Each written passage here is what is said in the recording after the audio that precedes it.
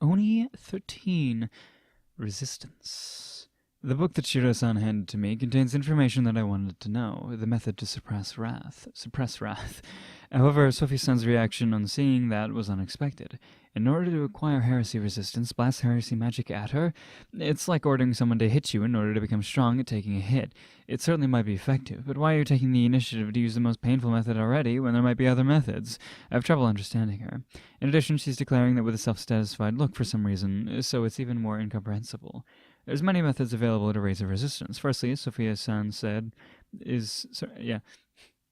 is currently attempting to put into practice, is to receive an attack with that attribute. This method has the greatest potential for earning proficiency.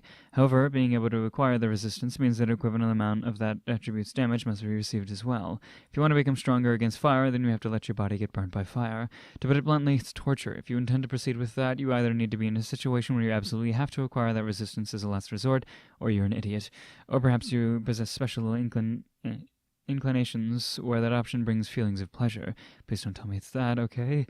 The safest method is to acquire magic or attack skills with the same attribute and then develop them. For resistances, if you possess the corresponding attribute attack skills, then the proficiency will naturally be increased.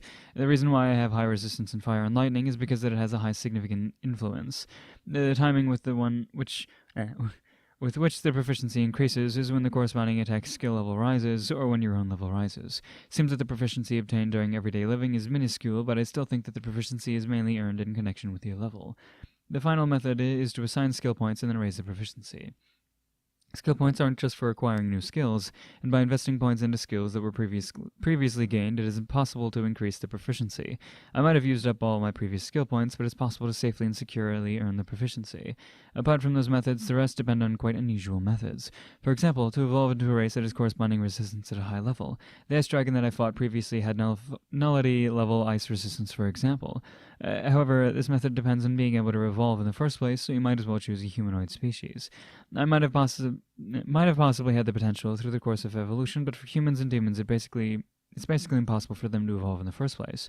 I wonder if vampires can evolve. Even if they can, I don't know if an evolutionary race with the resistance exists. However, with regards to the current situation, Shiro-san has already given us an answer. Have you read the book to the end? This bit. Look. The quickest method to acquire heresy nullify is to acquire the patience skill. Patience is also one of the 7 virtues skill, but it's the exception that it has no negative influences on the soul. Not only that, on top of obtaining a certain amount of resistance, you can acquire heresy nullity via the title. See? At the point where I indicate, that explanation appears. If I can acquire that skill, I can automatically obtain heresy nullity. Sophia-san's face freezes, still with her self-satisfied look. With her expression staying the same, her face turns bright red. She's embarrassed. It's so obvious. Of course I've read it. However, the patience skill is one of the ruler's skills, right? At any moment, the only... Wait. I guess I did the conversation the wrong way around before. Only one person in the world can require a ruler skill, so why don't you notice my generosity in conceding it to you, I wonder? I'm telling you to help me raise my resistance because I'll concede patience to you. Sophia-san is talking without pause with her face bright red. It seems she's somehow desperately trying to hide her own error with deception. She'd be rather pitiful if I pointed this out, so I guess I'll go with her suggestion. I see. Sorry, that was insensitive of me. In that case, I shall presume upon your kindness, Sophia-san. Actually, this would help me immensely. I'm currently able to hold back wrath, but I don't know when I'll lose my sanity next to go berserk. I strongly feel that I should acquire heresy nullity as soon as possible. Indeed, my kindness is deeper than the ocean, so acquire patience while feeling grateful to me. Maybe she thinks she's gotten away with her deception, and she gives a clear sigh of relief while carrying on with her condescending attitude. Somehow, this stinks of disappointment. I guess this is what they call a disappointing beauty, huh? She's become an eccentric in a different way to her previous life, it seems. You're not thinking of something rude, are you? Of course not. When I realized that I might be liberated from the anguish of wrath after so many years, I was rather deeply moved, you see. It was a close shave. Maybe it's her instincts as a warrior, but she's strangely astute.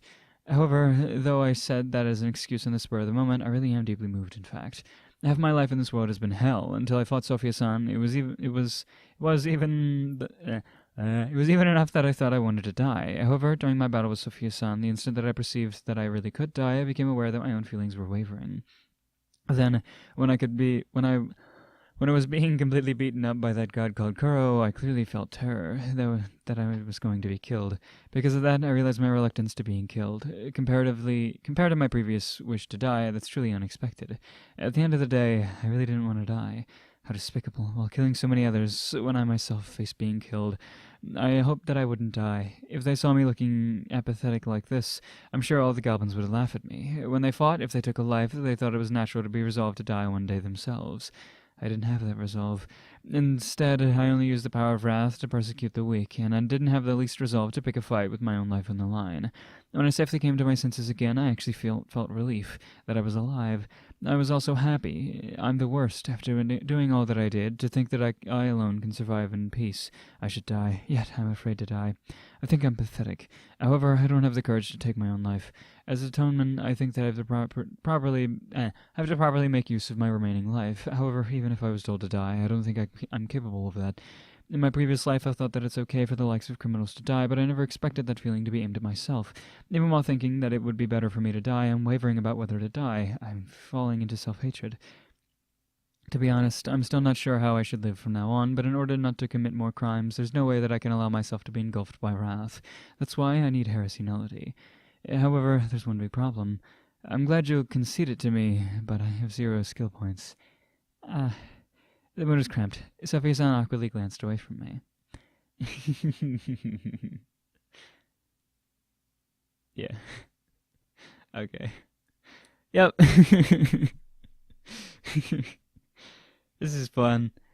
His voice is neat to do, but it's a little difficult. I naturally have a bit of a higher voice, so my feminine voice or whatever, as you say, is easier to do, especially since I'm way more used to it. But it's it's fun to do the I'm a goblin guy. I don't know.